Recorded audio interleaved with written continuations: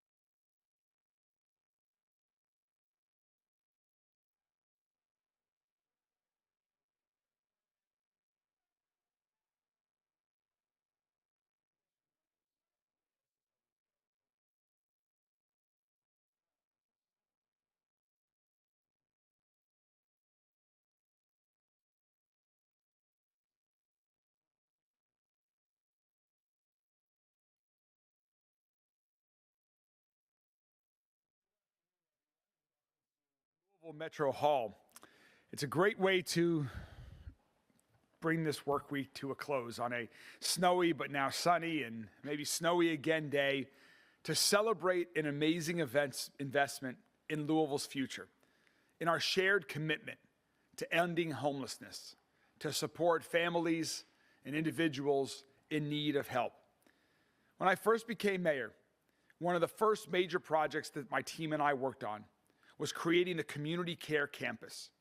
And I'm so thrilled that we were able to partner with Volunteers of America on this project.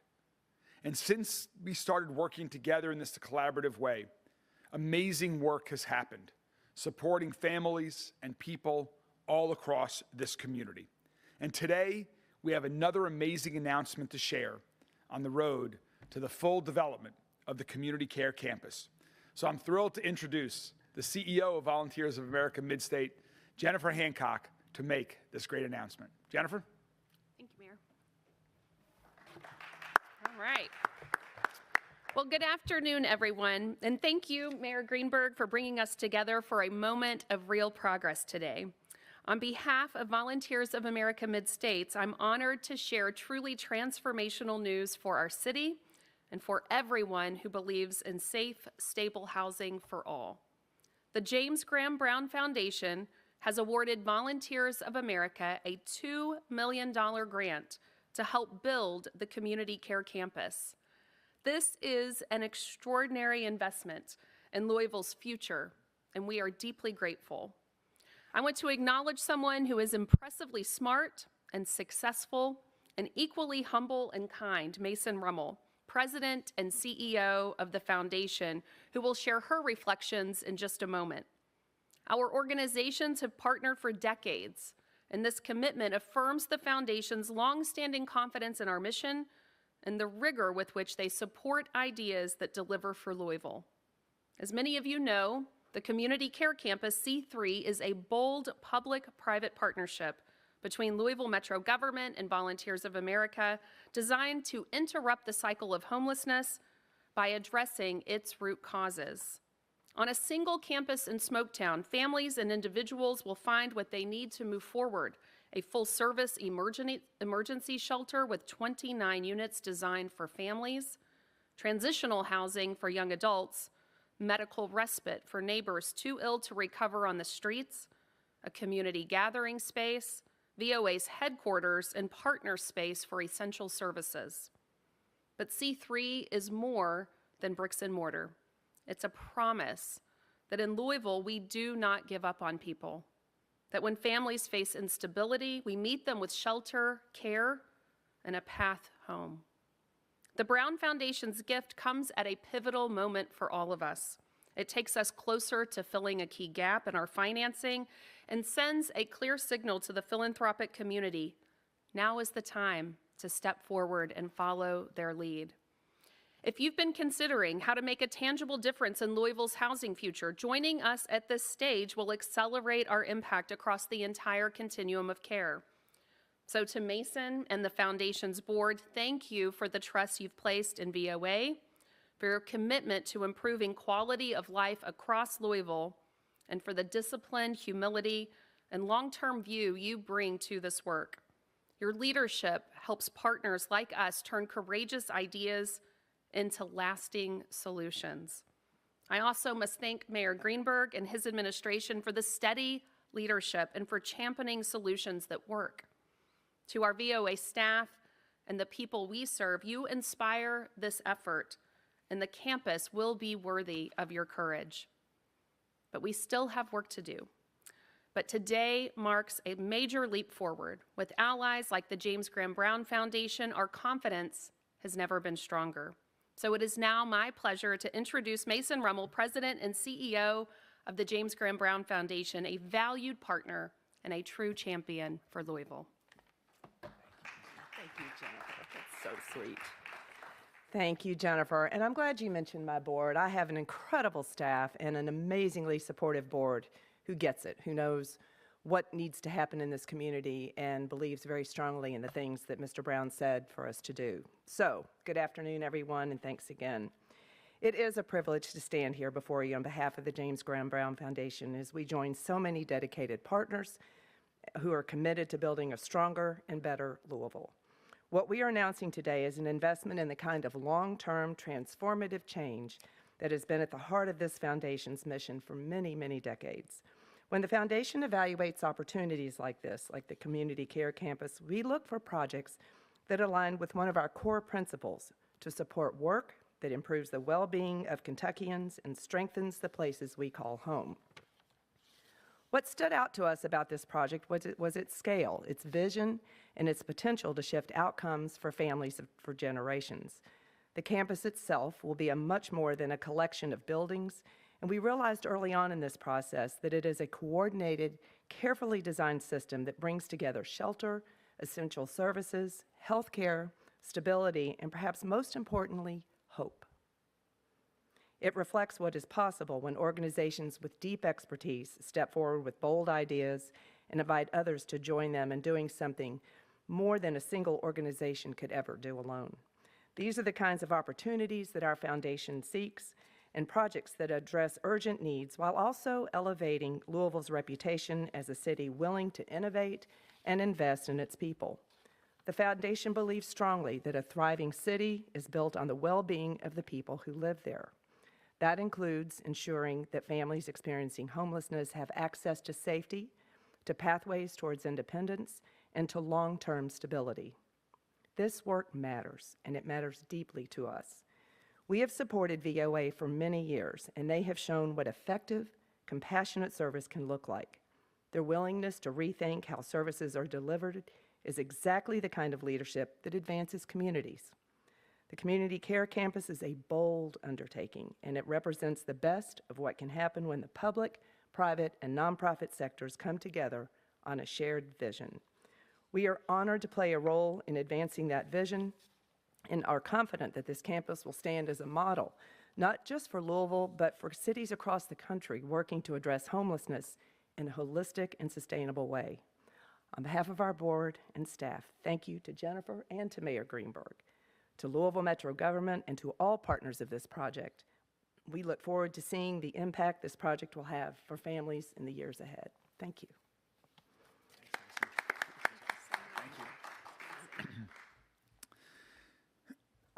Mason, I'm so deeply thankful and grateful for yours and the James Graham Brown Foundation's leadership on projects like this and working to make them a reality, and so many other generous acts of kindness and contributions that you make to projects across this community. It truly strengthens the work that Jennifer and her team at VOA are doing to make the entire vision of the Community Care Campus a reality and make it possible for those who are experiencing homelessness to get the care and shelter they need faster and better. As Jennifer talked about, the Community Care Campus is a place that brings critical services together in one place, because homelessness is an incredibly complex situation that requires a holistic solution with caring and helpful people to help families, individuals, and those recovering from a medical crisis to be connected immediately to support they need to get them off the streets and help them with a new path in life. And that's exactly what the Community Care Campus does. Provides new positive pathways to long-term stability, health, financial independence, and wellness. Right now, the first phase of the Community Care Campus is already open, and the emergency temporary shelter for families is already making a positive impact. Families who face the uncertainty of where to sleep at night now have a safe space. They have supportive services and the chance to regroup and rebuild the lives of their entire family.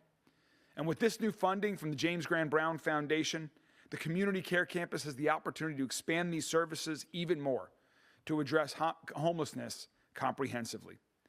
And reducing homelessness and increasing the availability of affordable housing are two of my top priorities of mayor and those of my entire administration. Because safe, quality, and affordable housing is the foundation for everything else in a person's life. And we look forward to making more progress on these goals in the year ahead. And the Community Care Campus is a key part of doing that, of achieving the goals, of building more quality, affordable housing, of breaking the cycle of homelessness. Together, we're moving in the right direction as a community, but we know the work is not finished. We'll continue to make investments like this and projects like the Community Care Campus that are helping others. We'll continue to make behavioral health a priority of our city government. In fact, we're the first city in the country to make that work part of the mayor's office itself, because we know that we must address mental health and addiction needs that are creating a cycle of homelessness and incarceration for too many. In the months and year ahead, we'll continue to focus also on our Home for Good initiative to create 250 more permanent supportive housing units for our city's chronically homeless, because having a home is only part of the equation, as you heard Jennifer talk about. We're going to continue to work in collaborative partnerships like you see here today that have worked this far to make the Community Care Campus a reality, and will continue long into the future. This is incredibly important work, and we're excited about continuing it. We're excited about the continued progress of the Community Care Campus. So Jennifer and Mason, thank you so much again to your teams, and we're so excited to continue making progress on this project. Thank you all very much, and we're happy to take any questions from members of the media. You said the first phase is already up and running. What does that first phase look like? What's available now? Sure. We currently have open a temporary shelter for unhoused families. Today, we're taking care of 13 families. That's roughly 30 people that are living in a building on the campus. That is funded in part by the PNC Bank Foundation that gave us support 1 year ago while we're under construction. The Unity House program that Volunteers of America already successfully operates today at Preston and Ormsby. We have approximately 25 families living with us at that location. It will be replicated on this campus, and that will open in the spring of 2026. At that time, any remaining families that are with us in the temporary shelter will move over, and then we'll take additional families off of the waiting list, families that are today living in their vehicles, doubled up with other relatives, sleeping on church floors. They'll come out of those locations, and they'll be safely placed inside the new Unity House, the additional Unity House that will be part of the Community Care Campus. Now, where do you stand in this aspirational photo that you've given us of the campus? What is reality right now, and then what would be the next step? With the gift from the James Graham Brown Foundation, that puts us within $8 to $10 million of closing this campaign out. When we received $22.5 million from Mayor Greenberg and his administration that came to them from the General Assembly, our commitment was to spend the balance of 2024, all of 25, looking for private sources of support. so that when the mayor and I go back to the General Assembly next year to report on the outcome of this public-private partnership that we're creating, we can ask them to assist us in closing out the gap so that we can bring this entire project to fruition over the next 24 months. To date, can you tell us the figure for public funds and private funds that have been put into this project? We have raised a total of $22.5 million of government support, not raised, but came to us as an allocation from Mayor Greenberg's administration. And then, let's see. I've got it on here. No, that came from the 24 budget session. That was an allocation for that year. We have raised to date, so an additional $8 million has been raised of private support. That includes the James Graham Brown gift, which takes us to a little more than $30 million raised. So we are looking at another 8 to 10 that we'll be asking for as a combination of support from the General Assembly and some other private contributors that are in the queue today.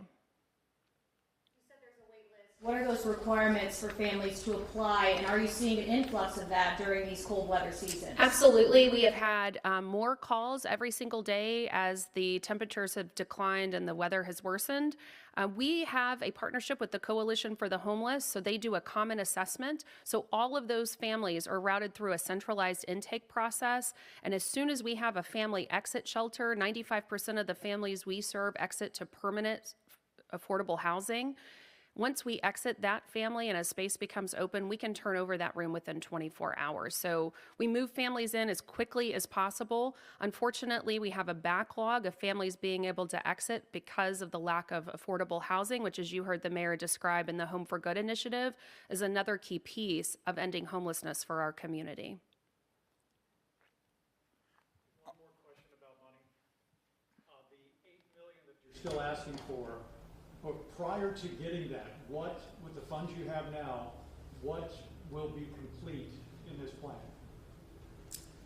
We will have the ability to complete every component of this plan except for the permanent supportive housing program, which is, project, which is about 80 units. That is called for in this plan. And that's because of changes being reflected in our federal administration and housing and urban development. So while we're working through those issues, we put that aside for now.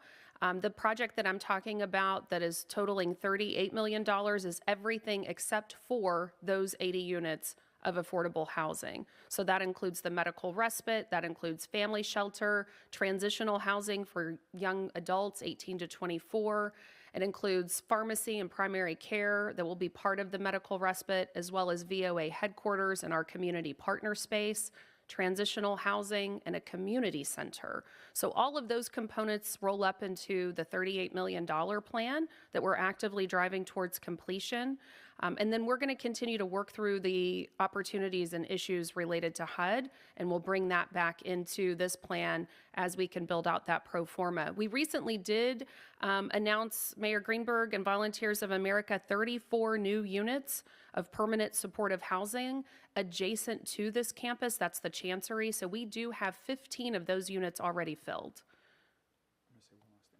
And just related to that, to close us out, fully funding the community care campus in the next session of the General Assembly is one of my administration's key priorities.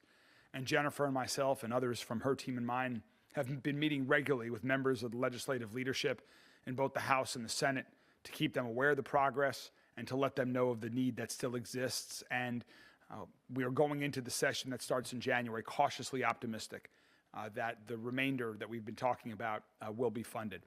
And just to close us out here on a related topic, as you were asking about families that are struggling and with the cold weather that's even expected to get colder over the weekend, we do currently are operating under Operation White Flag conditions. So there are shelters available around the community. Our HEART team is out on the streets today. They'll be working Saturday and Sunday to provide transportation and support for anyone who still might be out on the streets. We have warming centers that are open both here in the center of the city as well as in the southwest portion of our city from Exodus Ministries. A list of all of the available places for people to go if they need a place to get out of the cold are available on our website at louisvilleky.gov. Thank you all very much. Again, thanks to Mason and Jennifer, and we'll continue to keep you guys up to date on the progress of this exciting project. Thank you all very much.